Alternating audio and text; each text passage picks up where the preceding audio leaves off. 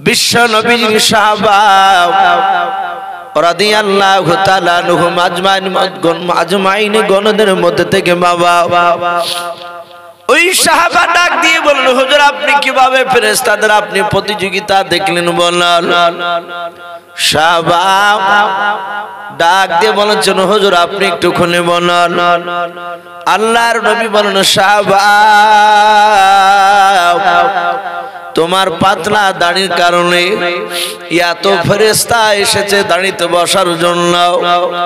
ওরে সাহাবা এক একটা দাড়িতে শোনে না 70টা করে ফেরেশতা বসানোর পর জায়গা পাই নাই, তাই অনেকগুলো ফেরেশতা তারা বাইরে দাঁড়িয়ে দাঁড়িয়ে প্রতিযোগিতা করেছিল। ওরে সাহাবা আজ আমি তোমার মুখের দিকে তাকিয়ে দেখলাম ওই রহমতের ফেরেশতাগুলো একটাও দেখতে পাই না। ও বাপজি ভাইরা, আল্লাহ রাসূলের সাহাবারা বিশ্ব নবীকে এত ভালোবাসতেন বাবা, সাহাবা নবীর কাছে হাত দুখানা জোড়ে ধরে কাঁদতে শুরু করলেন, বলেন নবী মাফ করবেন, আর এরকম ভুল আমরা কোনোদিন করব না। আল্লাহ নবীজির বাপজি সাহাবা আনাস বিন মালিক রাদিয়াল্লাহু তাআলা আনহু বাবা বিশ্ব নবীজির আপনার বক্তব্য নাই, নবীজির পা দুখানা বাপজি নড়াচড়া দেখে সাহাবা বুঝতে পেরেছে আমার নবীজি বসে বসে বক্তব্য দিতে পারলে একটু আরাম পেতেন। সাহাবা আনাস বিন মালিক রাদিয়াল্লাহু তাআলা আনহু ওনার বিবি আয়েশার কাছে গিয়ে বলেছিলেন, আয়েশা শুনে নাও, আমি রাসূলুল্লাহকে দেখলাম নবী আমার বক্তব্য দিতে দিতে গিয়ে কষ্ট পাচ্ছিলেন। আমার বিবি বলল, আমার বিশ্ব নবীর জন্য কোন আরামদায়ক জায়গা জিনিস তৈরি করে দিতে পারা যায় কিনা বলাও। সাহাবার বিবি ডাক দিয়ে বলেছিলেন, হুজুর ওগো আমার প্রাণের স্বামী চিন্তা করবেন না, যান আপনি জঙ্গল থেকে কাঠ চিরাই করে নিয়ে আসুন, তক্তা নিয়ে আসুন, আপনাকে যুক্তি দেব। আনাস বিন মালিক রাদিয়াল্লাহু তাআলা আনহুর বিবি উনি যুক্তি দিলেন, সাজেশন দিলেন, বলে এইভাবে আপনি ধাপি তৈরি করুন। ওনার কথা মোতাবেক বাবা এক না দুই নাই তিনটা বাপজি ধাপে বিশিষ্ট বাপজি সে মিম্বার বানালেন। পরে জুম্মায় আল্লাহর নবী জনাবে মুহাম্মদ রাসূলুল্লাহ সাল্লাল্লাহু তাআলা আলাইহি ওয়াসাল্লাম তিনি জুম্মাতে গিয়েছেন বক্তব্য রাখার জন্য। ওই খাজুর গাছ বাপজি পিঠ লাগিয়ে বক্তব্য দিছিলেন, আর এদিকে আনাস বিন মালিক রাদিয়াল্লাহু তাআলা আনহু বাবা ওই মিম্বারটা মাথায় করে নিয়ে গিয়ে রাসূলুল্লাহর কাছে গিয়ে বলেন, ওগো আল্লাহর নবী আর দাঁড়িয়ে বক্তব্য দিবেন না, নবী আপনার সামনে রেখে দিলাম না, এই মিম্বারে তিনটা ধাপি করা আছে, ও নবী যেটাতে আপনার সুবিধা হবে আরাম হবে ওইটাই বসে আপনি বক্তব্য রাখুন। আল্লাহর নবী জনাবে মুহাম্মদ রাসূলুল্লাহ সাল্লাল্লাহু তাআলা আলাইহি ওয়াসাল্লাম বিশ্ব নবী আমার গাছটা ছেড়ে দিয়ে মিম্বারে বাবা প্রথমকার ধাপিতে বসলেন, দ্বিতীয় কিংবা তৃতীয় বাপ যে ধাপিতে রাসূলুল্লাহ পা দিলেন। আল্লাহর নবীর সাহাবারা বাপ যে বক্তব্য বাপ যে শুনতে লাগলেন। নবী আমার মিম্বারে বসার পর হযরত আনাস বিন মালিক রাদিয়াল্লাহু তাআলা আনহুর দিকে তাকিয়ে মুচকে মুচকে হাসছেন, বলুন সুবহানাল্লাহ। সাহাবা আনাস বুঝতে পেরেছে যে রাসূলুল্লাহ যখন হাসছেন আমার দিকে চেয়ে, তাহলে নবী আমার এই জিনিসটা দেখে মুগ্ধ হয়েছেন, বলুন আলহামদুলিল্লাহ। নবী যদি খুশি হয়ে যায় তাহলে স্বয়ং আমার আল্লাহ খুশি হবেন, বলুন আলহামদুলিল্লাহ। আল্লাহ তো কোরআন পাকে বলেছে, কুল ইন কুনতুম তুহিব্বুনাল্লাহ ফাত্তাবিউনি ইউহিব্বুকুমুল্লাহ ওয়া ইয়াগফির লাকুম যুনুবাকুম ওয়াল্লাহু গফুরুর রহিম। আল্লাহ বলেছেন, হে রাসূল আপনি বলুন যদি আমার সান্নিধ্য লাভ করতে হয়, আমার যদি জান্নাত পেতে হয়, হে রাসূল ফাত্তাবিউনি, যেন আপনার ইত্তেবা অনুসরণ করে যেন চলে। সম্মানিত ভাইরা আমার, বাবা জীবনেরা, আমার বিশ্ব নবী দরদি নবী জনাবে মুহাম্মদ রাসূলুল্লাহ সাল্লাল্লাহু তাআলা আলাইহি ওয়াসাল্লাম আনাস বিন মালিকের দিকে চেয়ে চেয়ে মুচকে মুচকে হাসছে। উনি বুঝতে পেরেছেন নবীজি বসে খুশি হয়েছে। নবী বক্তব্য শুরু করলেন। হঠাৎ করে দেখলেন একটা বাচ্চা ছেলের মতন একেবারে অবিকল। সাহাবারা বলছেন, দেখলাম বাচ্চা ছেলে কান্না করছে। সাহাবায়ে কেরাম চারিদিকে তাকিয়ে দেখেন এখানে বাচ্চা ছেলে আসলো কোথা থেকে। সাহাবায়ে কেরাম রাদিয়াল্লাহু তাআলা আনহুম আজমানুগণেরা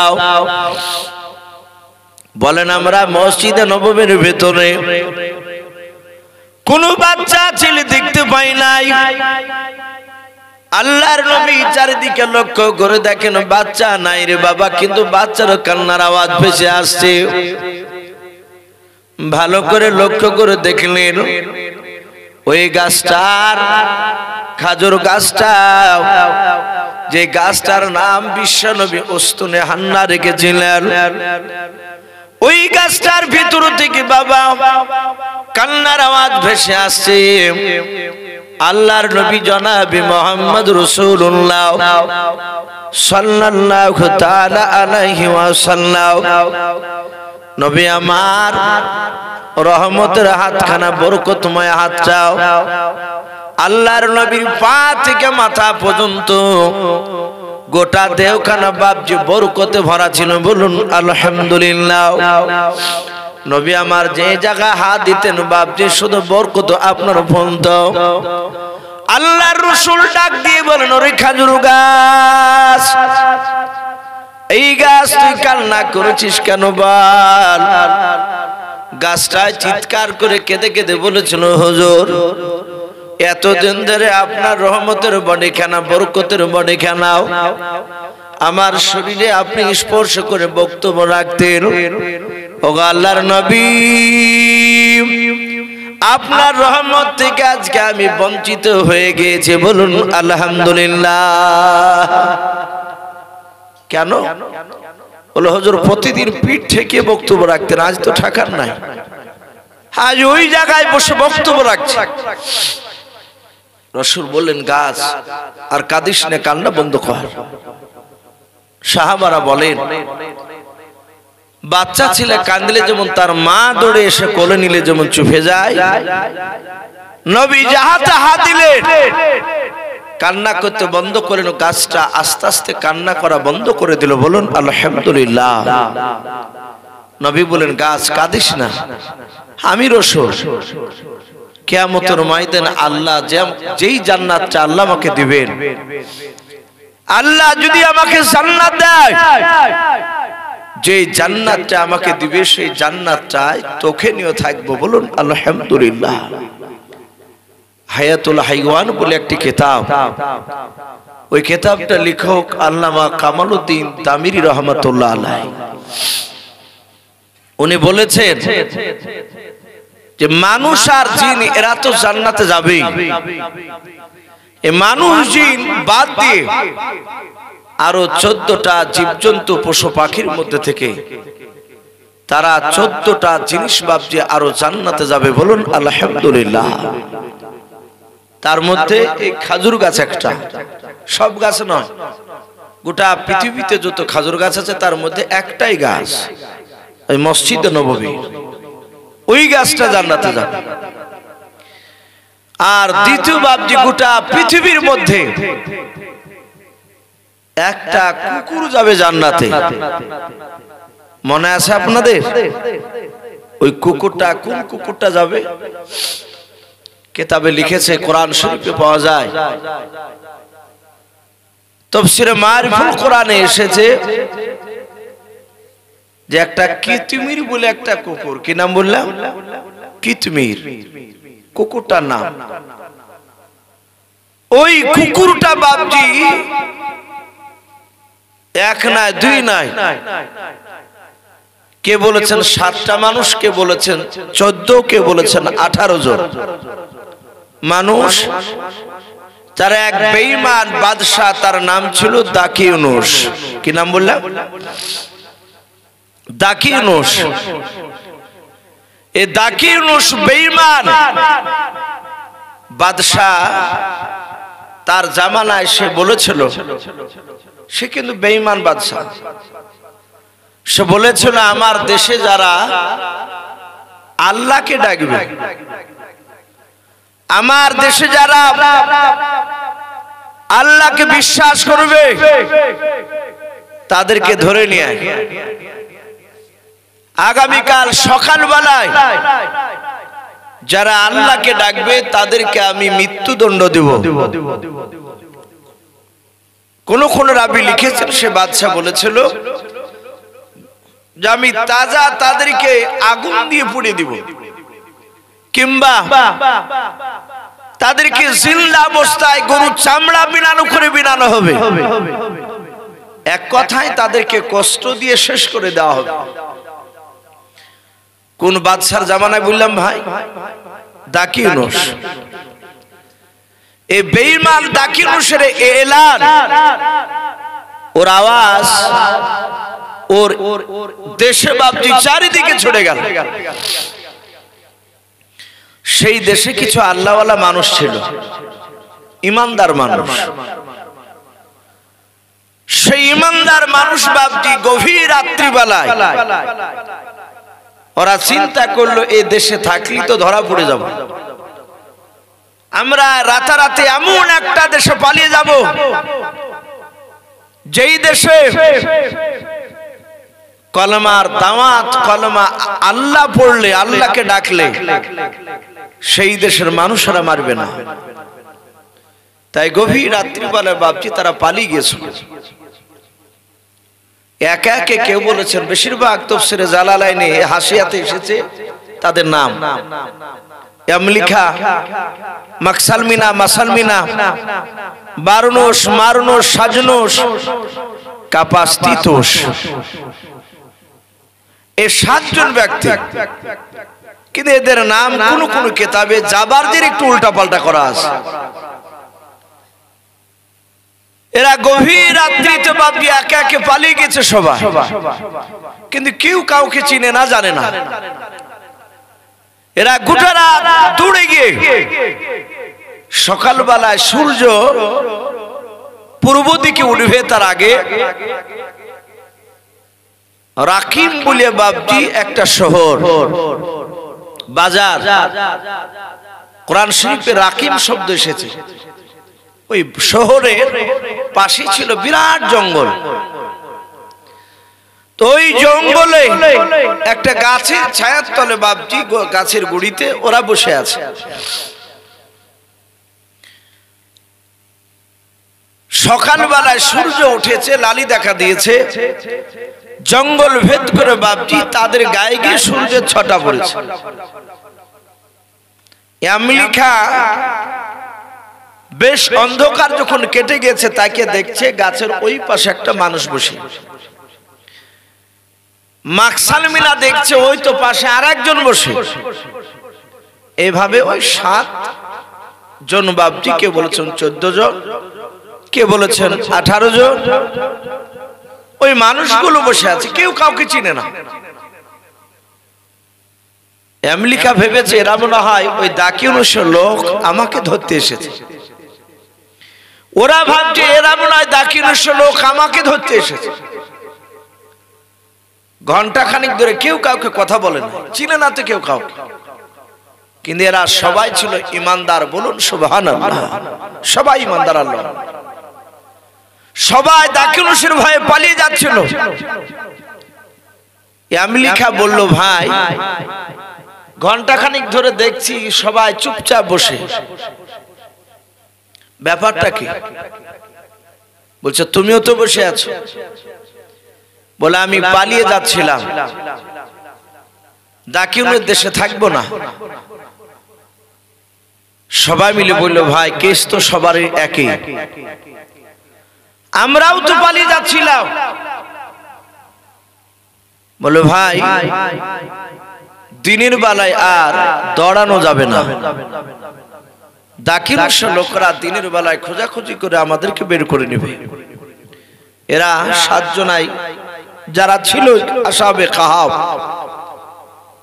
ওই সাথীরা তারা বলল ভাই কি করা যায়? আমলিকা বলল ভাই ওই দেখো একটা গুহা, গর্ত দেখতে পাওয়া যাচ্ছে, ওই গুহার ভিতরে চলো লুকাই। সকলে আমরা গুহার ভিতর লুকিয়ে থাকবো, সারাদিন লুকে থেকে আবার সন্ধ্যা লেগে যাবে, রাত্রিবেলায় দৌড়াতে শুরু করব, গোটা রাত দৌড়ে যাব জঙ্গল জঙ্গল। আশা করি দাকুনিশের লোকেরা ধরতে পারবে না। বলো কথা ঠিকই। এরা তাকাতাকি করে দেখছে, একটা কুকুর পর্যন্ত বাপজির পাশে বসে আছে। ওরা সবাই মিলে বলল ভাই কুকুরটা কার? একজন ব্যক্তি বলল তার নাম, কেউ কেউ বলেছেন কাপাসতিতোষ, ওই লোকটার নাম। সে বলল ভাই কুকুরটা তো আমার বাড়ির পোষা কুকুর। বলো ভাই এই কুকুর কেন নিয়ে এসেছো? বলে রাতারাতি চলে এসেছে, আমি জানি না তো, পেছন পেছন কুকুর পালিয়ে এসেছিল, আমি যা দেখিনি। গোটা পৃথিবীতে বাপজি এই কুকুর মনিবকে চিনে, বলুন আলহামদুলিল্লাহ। পৃথিবীর সব কিছু বেঈমানি করবে, করে দেয়। অনেক মানুষকে বাপজি টাকা দিয়ে বডিগার্ড রাখা হয়, ঘুষ খেয়ে তাকে মেরে দেয়। কিন্তু কুকুর বাপজি ঘুষ খায় না। যদি পোষা যদি কুকুর প্রকৃতি হয়, আপনি কুইন্টাল কুইন্টাল তার সামনে গোশত ফেলে দিলেও খাইতে যাবে না।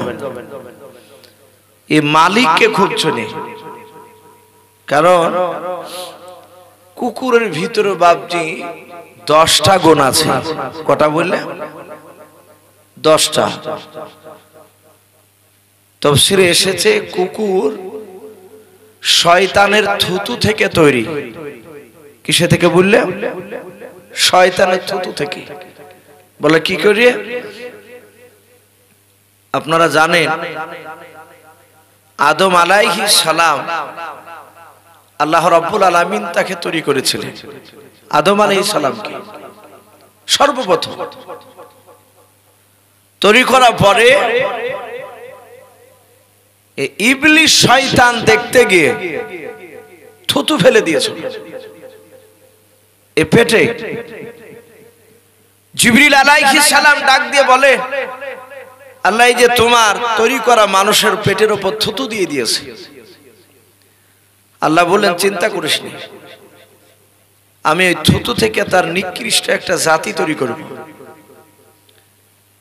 এখন ওই যে পেটে থুতু পড়েছে, তখন নাভি ছিল না, সে সময় আল্লাহ নাভিটা করেনি। জিবরিল আলাইহিস সালামকে আল্লাহ বললেন, জিবরিল যত দূর নিয়ে থুতু আছে তুমি থুতুটাকে সহ মাটি সহ কেটে তুলে নাও। যাহাতে তুললেন জায়গাটা খারাপ হয়ে গেল, গর্ত টাইপের হয়ে গেল। জিবরিল আলাইহিস সালাম বললেন, আল্লাহ এই জায়গাটা প্লেন ছিল, খারাপ হয়ে গেল। খারাপ হয় না, ওটা আমি খুব লোভনীয় জিনিস বানাবো ওটাকে দিয়ে। আল্লাহ বললেন নাভি হয়ে যা, পেটে নাভি হয়ে গেল। এই নাভিটা একটা বিরাট আকর্ষণীয় জিনিস। এই নাভিটা যদি না থাকতো ওই জায়গাটা পেটটা এত মানাতো না। বলে আল্লাহ এই থুতুটা কি করবো? তাহলে জিবরিলের স্পর্শ ওই থুতু তো আর মাটিতে পড়েছে, বলে এটা থেকে কুকুর বানানো হবে। আল্লাহর ইশারাতে কুকুর হয়ে গেল। কুকুরের 10টা গুণের মধ্যে 9টা গুণই হচ্ছে খারাপ।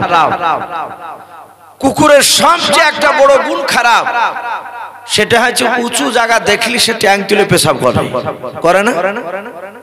অনেক মানুষ শীতের সময় বসে থাকে, অনেক মানুষের মুখে পর্যন্ত পেশাব করে দেয়। চরম খনকনে ঠান্ডা, কিছু লোক চৌরাস্তার মোড়ে কি রাস্তার ধারে কি বাড়ির পাশে চাদর কেমনি ঘুমটা মেঁধে বসে থাকে, আর কুকুর কাছে যে ভাবে মনে হয় উঁচে ঢিপ ট্যাঙ্কিলে ছেলে দেয়, অনেক জায়গা রকম শোনা যায়। ও দেখবেন উঁচে জায়গা দেখলে কোনা দেখলি পেশাব করে, এটা হচ্ছে শয়তানের সবচেয়ে বড় গুণ খারাপ। আর ওর মধ্যে সবচেয়ে একটা গুণ ভালো কুকুরে, সেটা হচ্ছে সে মনিবকে বাপজি ভোলে না। বলুন আলহামদুলিল্লাহ। মনিবের সাথে বেঈমানি করে না। আপনি কুকুর নিয়ে যাবেন, পোষা কুকুর, হাজার হাজার মানুষের সামনে যদি আপনি ডাকেন, ঠিক মানুষকে ফাড়ি দিতে দিতে দিতে দিতে গিয়ে ঠিক মালিকের কাছে কুকুর পৌঁছে যায়। এই যে গুহার ভিতরে বাপজি এরা লুকাবে তার আগখানে গাছের গুড়িতে, ওই যে আশাবে কাপের ঘটনা বলছিলাম, এরা বললো ভাই এই কুকুরটা এই জায়গাতে রাখা হবে না। বলে কেন? বলে কুকুরটা থাকলে আমাদের বিপদ ঘনিয়ে আসবে, একে তাড়িয়ে দাও। বলে কথা খারাপ বলো না, কুকুর থাকলে ঘাউ ঘা করবে, লোকে ভাবে জঙ্গলে ঘাউ ঘা করছে কেন হঠাৎ করে, এই আওয়াজের আগে শোনা যায়নি। ওরা কুকুর দেখতে এসে আমাদেরকে দেখে ফেলে। এরা সবাই মিলে বাপজি আপনার কুকুরটাকে মারতে শুরু করলো। কাপাস তিতুস বাবা কুকুরটাকে মারতে শুরু করলো।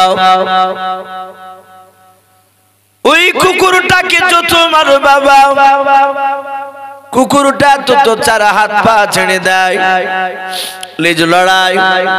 কুকুর বলতে চায় ভাই তোমরা আমাকে মেরো না, কিন্তু কুকুরের ভাষা ওরা বুঝতে পারে না। এইভাবে এক না দুই নাই, ওই গুহাতে যাওয়ার আগে জঙ্গলের গাছের গুড়িতে ভাবছে যারা বসা ছিল, কেউ বলেছেন 7 জন, কেউ বলেছেন 18 জন। ওই সমস্ত সাথী ভাইরা গাছের ডাল ভেঙে ভাবছে কুকুরটাকে মারতে শুরু করলো। কুকুরকে মারে, গোটা কুকুরের শরীর দিয়ে বাপজি রক্ত ঝরতে লাগলো, ক্ষত বিক্ষত হয়ে গিয়েছে। কুকুরটা হঠাৎ করে আল্লাহকে ডাক দিয়ে বলেন আল্লাহ আর সহ্য করতে পারি নাই রে মওলা, ওগো রব্বুল আলামিন দয়া মেহেরবান করে তুমি আমার জবানটা মানুষের জবানের সাথে পরিবর্তন করে দাও, আমি যেন মানুষের মতো কথা বলতে পারি। আল্লাহ ওই কেতমির কুকুরটার বাপজি দোয়াটাকে মঞ্জুর করলেন, কবুল করলেন। হঠাৎ করে কুকুরটা ডাক দিয়ে বলেছিল গো আল্লাহর বান্দারাও, আমাকে ওইভাবে মারছো কেন? আমাকে মেরো না, সহ্য করতে পারি নাই। মানুষেরা বলেছিল কেন আমাদের কাছ থেকে যাস না, বল তুই থাকলে আমাদের বিপদ ঘনিয়ে আসবে। বলে না না বিপদ ঘনিয়ে আসবে না। সঙ্গে সঙ্গে ওই কুকুরটা বলেছিল তোমরা সারা রাত দৌড়ে এসে শরীর ক্লান্ত হয়ে গিয়েছে, ওরে আমার আল্লাহর বান্দারা ওই গুহার ভিতরে তোমরা লুকিয়ে থাকলে আমি গুহার মুখখানে আই, শুনে না বসে বসে আমি পাহারা দিব। বলুন সুবহানাল্লাহ। কিতাব এসেছে ওই গুহার ভিতরে তারা 1-2 দিন নয়, কোরআন শরীফে এসেছে 309 বছর পর তাদের ঘুম ভেঙেছিল। বলুন আলহামদুলিল্লাহ। কত বছর বললাম? 309 বছর। ওই কুকুরটা বাপজি জান্নাতে যাবে। বলুন সুবহানাল্লাহ। 2টো উট নিয়ে যাবে বাপজি জান্নাতে। হযরত সালেহ আলাইহিস সালামের জামানায় পাহাড় থেকে বাপজি ফেটে একটা উট নিয়ে বেরিয়ে এসেছিল, পেটে বাচ্চা নিয়ে। সে বাচ্চাটা জন্ম নিয়েছিল উটনি, মেয়ে উট।